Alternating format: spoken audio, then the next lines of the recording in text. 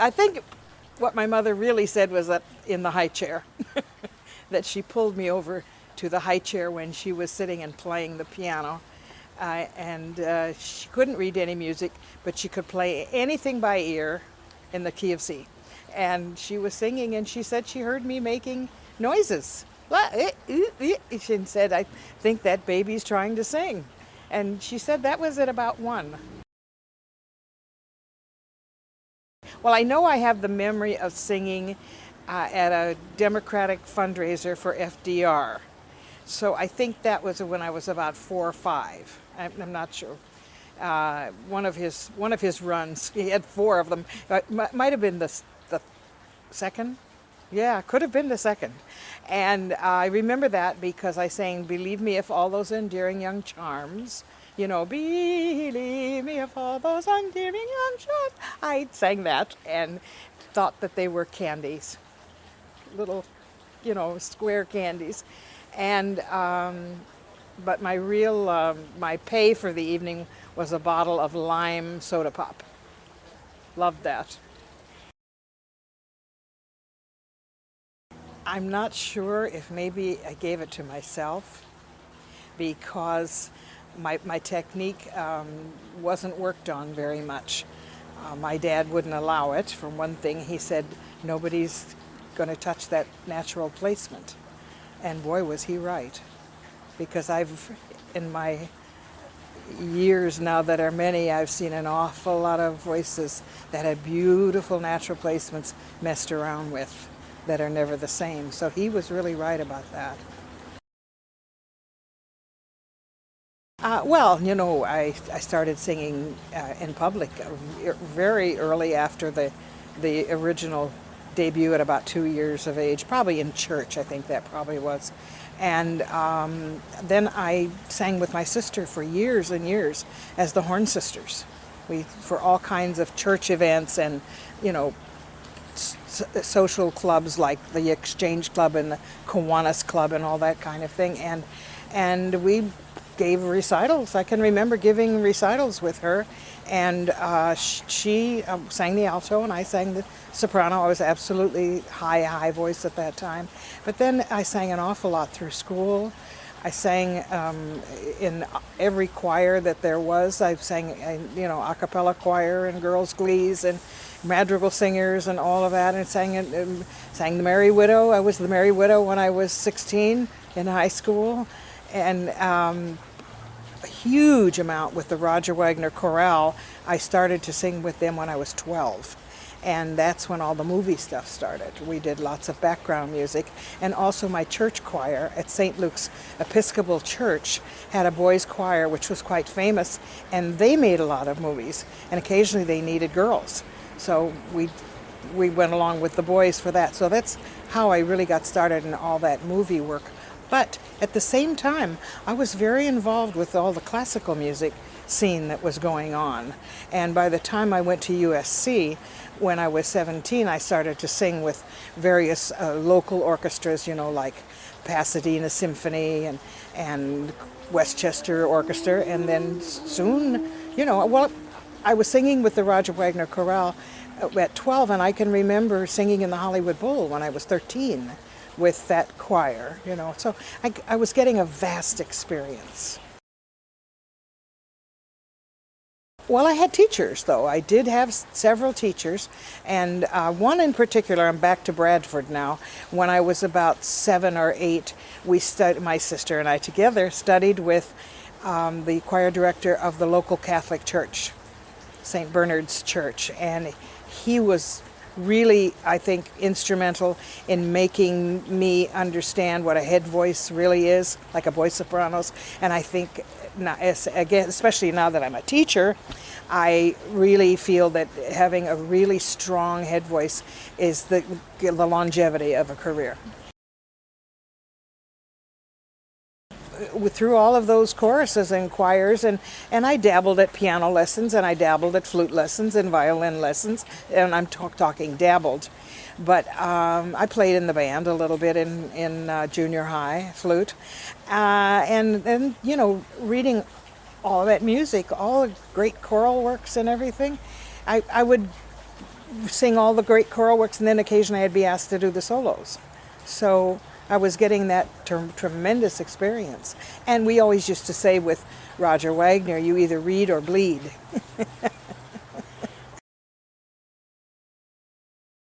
Great.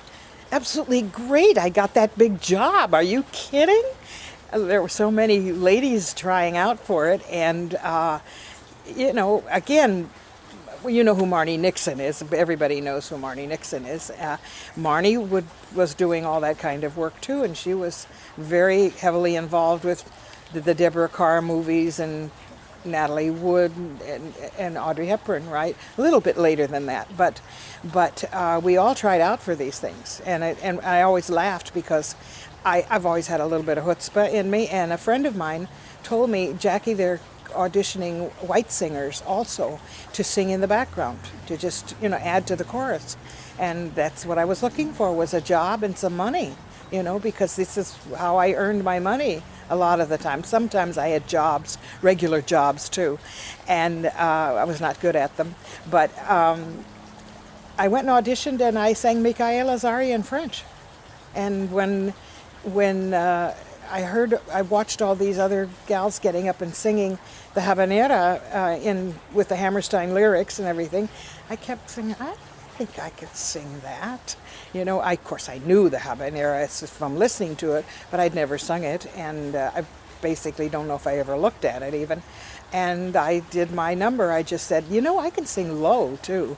And this wonderful man, Herschel Gilbert, who was the music director, said, would you like to sing the habanera? I said, yeah, I think I can read it. And he said, would you sing the Hammerstein lyrics? I said, sure. That's was very me at the time, and probably still is. And I went home at midnight, and my dad said, you're supposed to call Herschel Gilbert at any time. I said, Daddy, it's midnight. We lived in Long Beach, and so we were in L.A., and he said, any time. I said, okay, I'm calling, it's midnight. And he said, we'd love to have you come in tomorrow and test for Carmen. It was pretty early on. I think the first time I sang with him, I might have been about 18. I'm not quite sure. It might have been 19.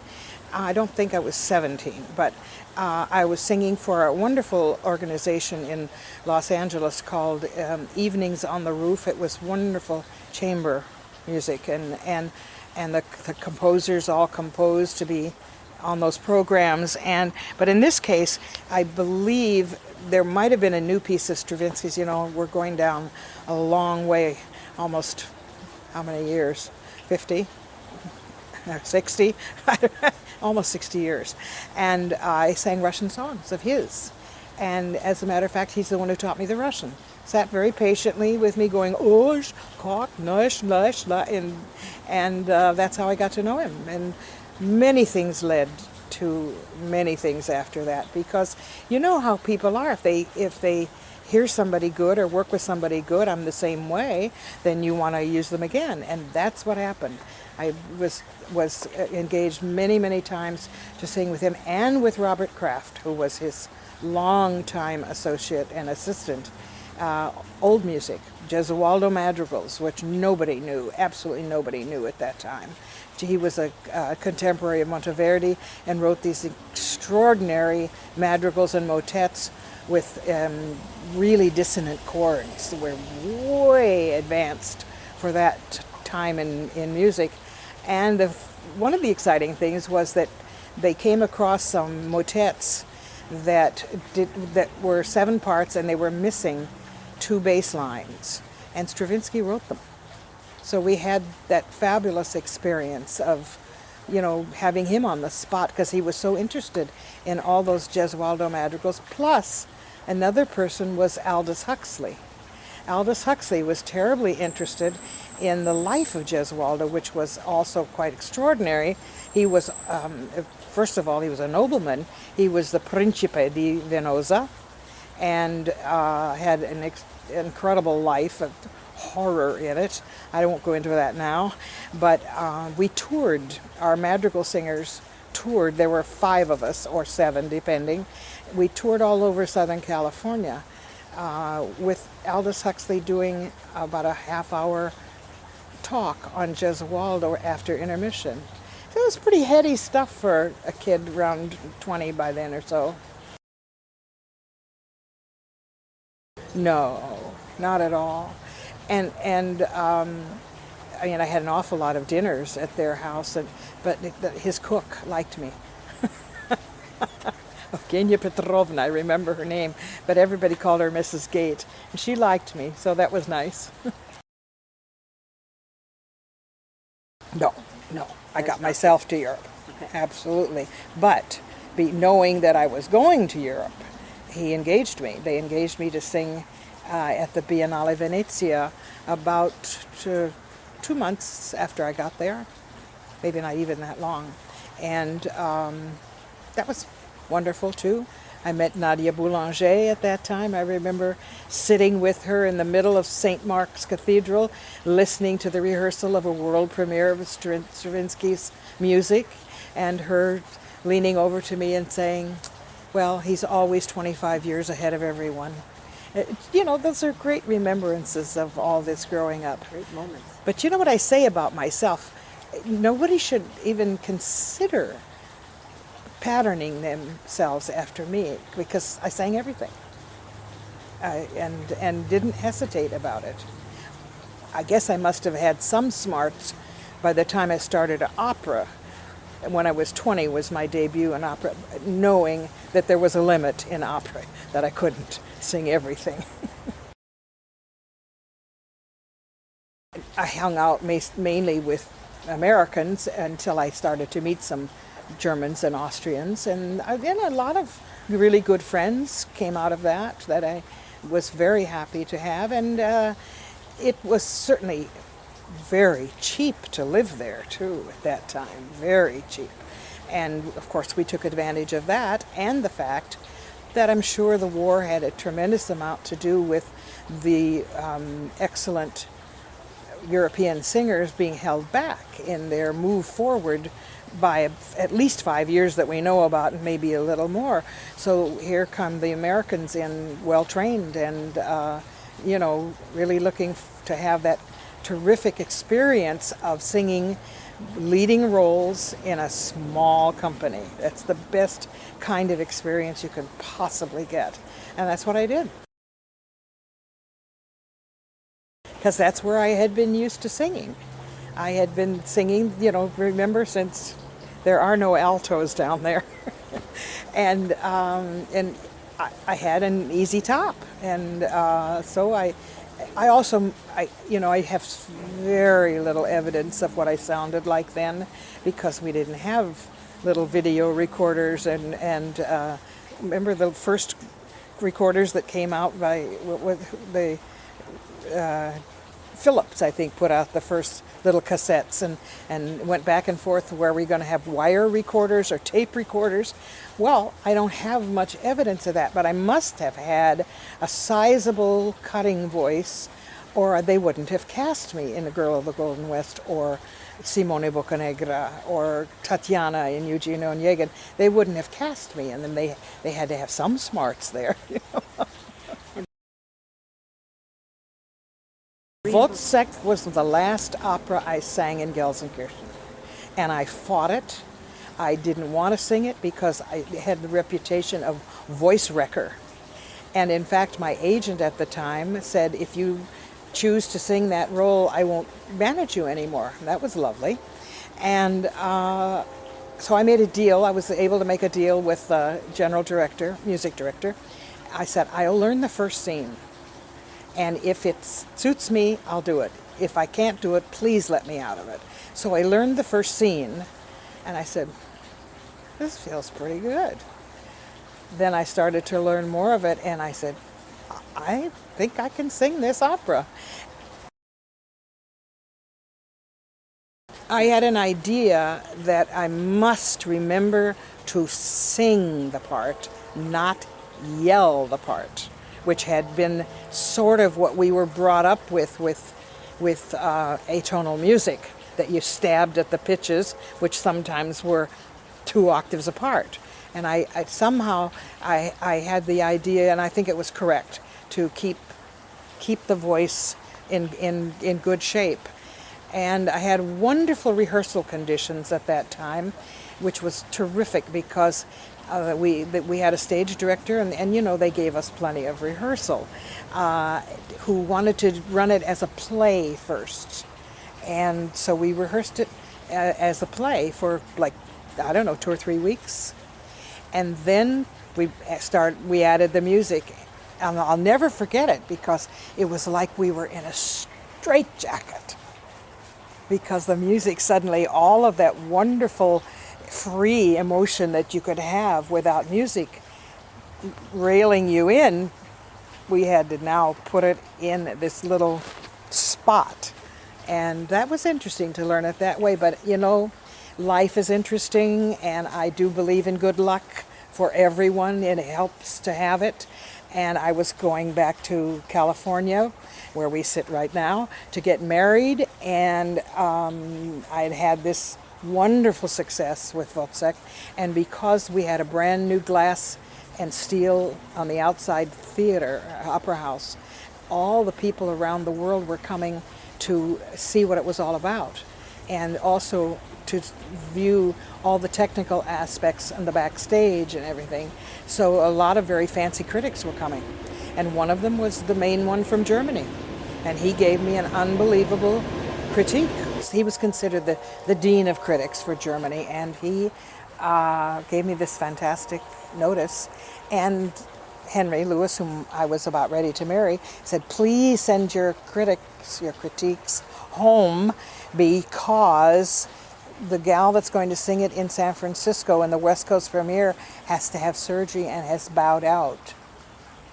Fascinatingly enough, it was Brenda Lewis. Do you remember Brenda Lewis? And I was about ready to marry Henry Lewis. And my agent at the time, great woman, Dorothy Huttenbach, sent the critiques to Kurt Adler. And so he asked for me to audition, and I auditioned. We were married on Saturday, and I auditioned on Monday. And that was, again, you know, as I said, just plain old good luck, but being prepared, right? Yeah. I didn't ever really sort of switch. I came into a situation where I started singing with Joan Sutherland, and I had already sung The Barber, which, you know, is considered a light mezzo role, even though the coloraturas took it over for many years.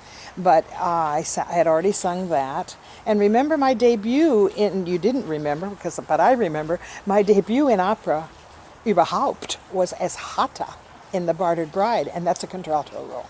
Why did I sing it? Because I could sing low. And that was a question, you know, maybe some people have heard these stories a while, but that's at 15 I suddenly had this whole octave on the bottom of my voice, but I didn't use it. I just said, oh, well, I can sing low. And then I went on to singing Hansel and Gretel with the same company, the wonderful Los Angeles Guild Opera. And then the third opera I did with him was Cenerentola. Now, Cenerentola in 1956 was still basically unknown, except in a few spots in the world, maybe Glyndebourne, and I don't know if City Opera had done it by then or not. But I just said, this suits me. I can do all this. And I still went on to Germany and sang soprano. So I'm telling you, it's been a crazy life. But the advent of Joan and me singing with her, first I did Norma with her, which of course is excruciatingly high, and then I did Semaramide with her, which is low. And it started to look like maybe that was something I could do that nobody else could, which was also fascinating. And the added attraction was I was beginning to feel like my voice wanted to be sitting about a tone lower than the Verdi roles. I felt it was okay for the Puccini roles because of the way he wrote, but the Verdi stuff felt to me like it was really going to be a little high. And so just sort of went into these things that seemed right for me. Has to be part of it. Absolutely. Must be part of it that I can stand back and look at it. Right. Sometimes being frightened by what I see too. sometimes feeling, oh, this is going to be great. But I remember, for instance, that I get a lot of offers to sing Norma, the role of Norma. And I thought, well, I should maybe start looking at it. And I remember reading through, of course I knew it rather well by then, having heard so much of Jones singing it, reading through the opening recit of her entrance before the famous Casta Diva, Se Diosa Voce, right? Se Diosa Voce, right. And I read through it with Henry playing the piano, and by the time I finished, Henry looked at me and said, "You feel like you've just sung a whole opera?" And I said, "Yes." Shut the book. Yes, he did. He did. Henry was the one who said, you know, you can really put a lot of juice down there that you're not using. And of course, one of the big things was to figure out how to do all of that and not have it affect the rest of the voice. And the big thing, of course, we know with singing in the low register, with strength, you have to leave it there. You can't take it up higher in the voice, or it can bring you grief later on. And then, you know, I had a wonderful teacher at USC who taught me some terrific exercises, and one of them was how to start in a free head voice and descend down into the low voice with a crescendo, and then come back up and decrescendo. And that is an exercise that I used forever, and I pass it on to my students now. I made my debut with Joan Sutherland making her debut, and I assure you they were waiting much more for her than they were for me. But it was okay. I did all right. I sang the role of, I think her name is Agnese, in Beatrice di Tenda, of course, an opera which nobody knew either, and I certainly didn't know it when I was sent the score. Terry McEwen, who was the head of London Records in New York on the artistic side, and he said he got a call from Ricky Bonning, Joan's husband, from the first rehearsal, and said, "You have to get over here right away. There's a girl that sounds like Rosa Ponselle." And that was rather a nice compliment. And I'm delighted to say that I became friendly with Rosa and visited her at her home in Baltimore.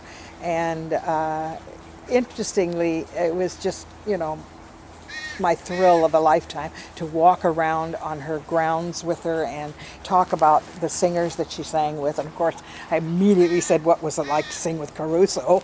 And she said, it was not even his voice. It's what he gave to you on stage. He gave you so much, you wanted to just give everything you had. And that day she gave me 2 bracelets that she had worn as Carmen, and I wore them as Carmen at the Met.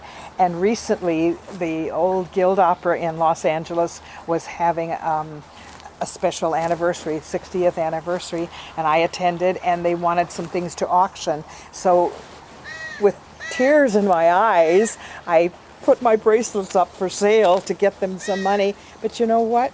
2 of my friends bought them and gave them back to me. Isn't that dear?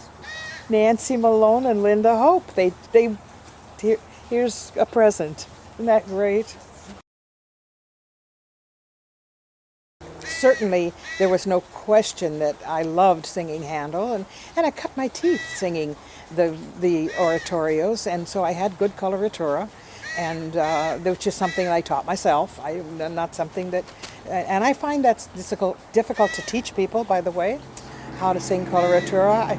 I sort of think to myself, well, why the hell can't they hear what's being done? But you have to, you know, coloratura, you have to start slowly and work up to speed. And that's one of the main things I can tell people to how to do it. But I had so much training singing in the choruses and all that Bach and the Messiah, of course, that the Handel operas seemed natural for me to do, and I started doing them.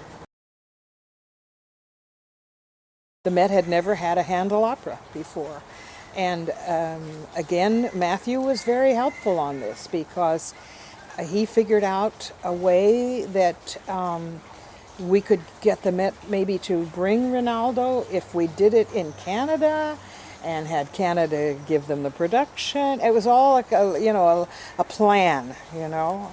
And one of his artists was very much involved, and that was Sam Raimi. And this brought about the debut of Sam Raimi at the Met also, in a stunning debut. And Rinaldo was there, and what's fascinating is and Frank Corsaro did the production, a very interesting production with tumblers who did the action of the war that was taking place, really original. And the audience, I mean, it was sold out to the gills every single performance, and they never brought it back. I never understood that until later. I was told why, but then I'm not going to tell you. We had a boat that I was sailing in on the stage. It was very rickety, and I kept saying, you know, this boat is about to collapse one of these nights. One of the nights it did collapse, and this terrific tumbler named Curly held the boat up so that I could get out of it without falling and really hurting myself. But I had to get across into the wings because the boat couldn't sail there. So I swam. And of course, the audience erupted. I really am very sorry that I did not do more, because when you think that my renown came much more for older music, right? If you want to say Rossini and Handel, right? I mean, you can include also Verdi and Puccini and all the others that I sang. But it was not contemporary music. But then if you go back further at my beginnings, then you see that I sang so much contemporary music when I was really young, including Wozzeck, including Schoenberg, a lot of Schoenberg, including a lot of Webern and Stravinsky. That's not totally atonal, but he got more atonal. But it's damn hard rhythmically. So it's crazy. I really, what can I say? Don't pattern yourself after me. Well, it was tricky because the production of the Ghosts of Versailles was tricky because I was having a lot of problems with my knees. And there was no doubt that I was headed for surgery before too long. And so they created this divan. And so I was pushed in on this divan and sang the first part of that scene.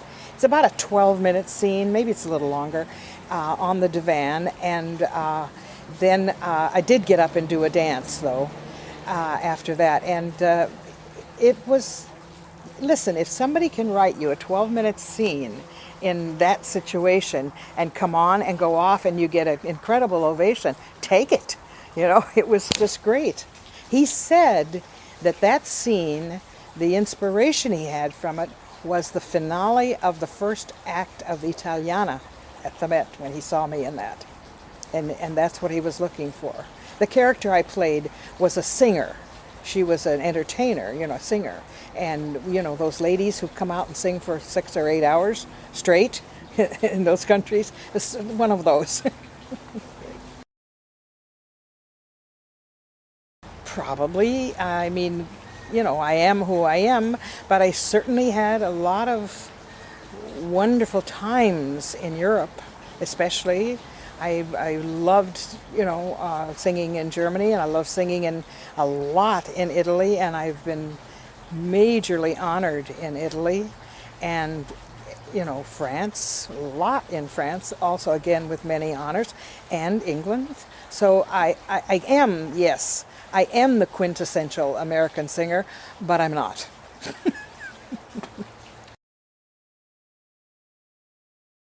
Well, the Marilyn Horne Foundation came about, as we know, because I was facing my 60th birthday and felt it was time to start to give back. And along about that same time, I was beginning to teach a little bit. I had never thought of myself as a teacher. I had never aspired to be a teacher and didn't even know if I would like it or not. but they were all sort of coming together, and right about that time, I also was engaged to come to the Music Academy of the West, where we are sitting right now, to head up the voice department. So it was all sort of coming together, and then I felt like it was time to, I was still singing a lot, but I felt it was time to give back, and kept zeroing in on the world of song because it's had such a rough time in the last 30 years, even 40 maybe, for young singers especially, to have recitals, to have the possibility to sing a recital with the public. And believe me, I chose a tough one. I know that, and it's still tough, but I still believe in it very much. And as we sit here, we are on the eve of the Marilyn Horne Foundation competition here at the Music Academy of the West in Santa Barbara. Tomorrow, all of the voice students are going to compete singing songs, and the winners get a recital in New York City. And the other thing is, when I took this particular appointment, Lotta Lehman had been one of our forebearers, and she had been very famous for her song recitals. And I studied with her here, and I studied with her other places, so there was a huge influence on me there. And I wanted to keep that tradition at the Music Academy that had been here for all those years of song. And it's exciting and thrilling. We've been preparing the kids already, all week long, the week before. And tomorrow's a wonderful day. We start at 10 o'clock in the morning, and we go as long as we have to hear all these terrific singers and pianists, accompanists. We have to bring up the accompanists too. And I'm thrilled about that. Well, I would have to say that I helped to put the spotlight on song recitals. I will never take credit for it by myself, but I think realistically, because I have a name, that helped, to put the spotlight on, and we created a situation that made it exciting to be a part of the Marilyn Horne Foundation, especially for the young students who are coming up. I know it now. They aim now to try to get to sing for the Marilyn Horne Foundation. Joy must be a part of me. I must have been born with it. It must have been really hard to thwart it, and I think it's just a part of me. I love to laugh. I love to make jokes. I asked a couple of my students recently, I said, so what do the other students say about me? What do they say about me? He said, they say you're really funny. I said, nothing about how I teach. No, that you're funny. But I've always had that as part of me. And I have been really lucky in my life to have had these wonderful things in my life. And I have a wonderful daughter and 3 incredible grandchildren, and this wonderful life that I still have in music teaching. I just get nothing but joy out of it. How about staying alive? Staying alive seems to be my project. If I can just go on and do what I'm doing now, it would be great if I could continue that for many more years. And I've had, a little health problem that I've been dealing with. It's, I'm free, and it's just great. So I'm one of the luckiest people on earth, and as I've always said, to have had this great life in music. I can't imagine anything better than being able to have the life that I've had in classical music. And a lot of Broadway stuff and things like that. I don't exactly do rap, but and I don't have a great appreciation of it. But I'm just thrilled that I've been able. Blessed is the word. Blessed. Lotfi, well, we sort of knew each other early on when he was at UCLA and I was at USC. So I'm talking 17, 18, 19, those years for me. And then we both came to the Music Academy. I came in 53, and he came, I think, a little bit later. And then we saw each other in Europe every so often. And you know, you can't not just adore Lotfi. Talk about funny. I mean, he's one of the greatest personalities I know.